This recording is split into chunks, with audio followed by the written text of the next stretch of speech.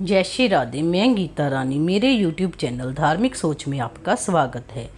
आज हम भाद्रपद मास के शुक्ल पक्ष की सप्तमी तिथि को मनाई जाने वाली दुबड़ी साते के बारे में जानते हैं।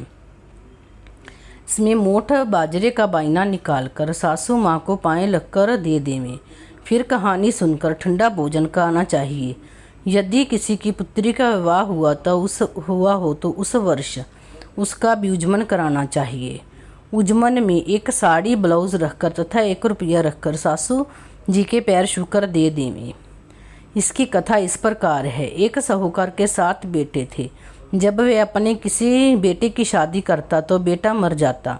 इस प्रकार उसके 7 में से 6 बेटे मृत्यु को प्राप्त हो चुके थे।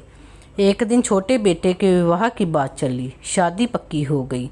इस लड़के की बुआ शादी में शामिल होने के लिए आ गई।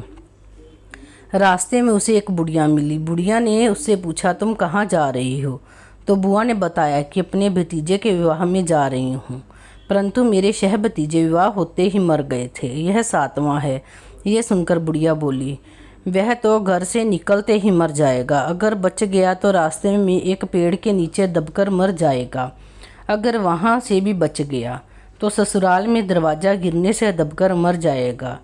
अगर वहाँ से भी बच गया तो 7वें भंवर पर सांप के काटने से मर जाएगा। यह सुनकर बुआ बोली, माँ बचने का कोई उपाय है? तो बुढ़िया बोली, है तो सही परंतु कठिन है। सुन, तुम लड़के को पीछे के रास्ते से निकालना। पेड़ के नीचे लड़के को मत बैठने देना। ससुराल में भी पीछे के दरवाजे से लेकर जाना। भावरे के समय कच्चे करवे में कच्चा दूध और गर्म लकड़ी लेकर बैठ जाना। जब भंवर पड़े तो उसे डसने के लिए सांप आएगा, तो सांप के आगे करवा रख देना। और जब सर्प दूध पीने लगे तो सर्प के गले को गर्म लकड़ी से दाग देना। अब बाद में सपनी आएगी और सांप को मांगेगी, तब तुम उससे अपने 6 भतीजों को मांग लेना।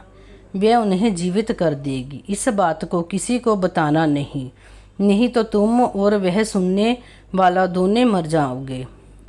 लड़का भी मर जाएगा। बुआ घर आ गई। जब बारात जाने लगी तो बुआ अपने भतीजे के पीछे के दरवाजे से निकाल कर ले गई तो घर का मुख्य दरवाज़ा गिर गया। बारात के साथ बुआ भी जाने की जिद करने लगी। सबने मना किया परंतु वह नहीं मानी। रास्ते में बारात एक पेड़ के नीचे रुकने लगी तो बुआ ने अपने भतीजे को धूप में ही बैठाया। दूल्हा के बैठते ही पेड़ गिर गया। सब बराती बुआ की प्रशंसा करने लगे। बारात वहाँ से लड़की के यहाँ पहुँची तो वहाँ भी बारात पीछे के दरवाजे से ले जाने के लिए बुआ ने कहा। बुआ की बात मान ली गई। पीछे के दरवाजे से जैसे ही वर अंदर घुसा तो घर का मुख्य दरवाज़ा गिर गया।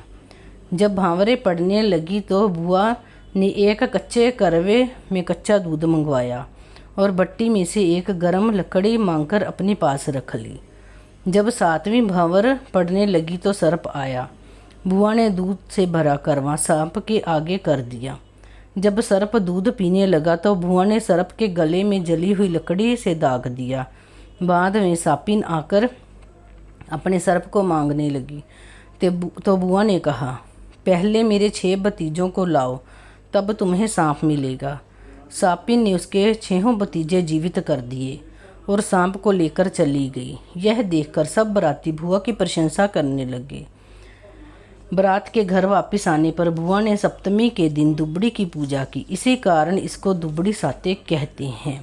दुबड़ी मैया, जैसे तूने बुआ के 7 भतीजे दिए वैसे ही सबकी रक्षा करना। दुबड़ी साते की जय।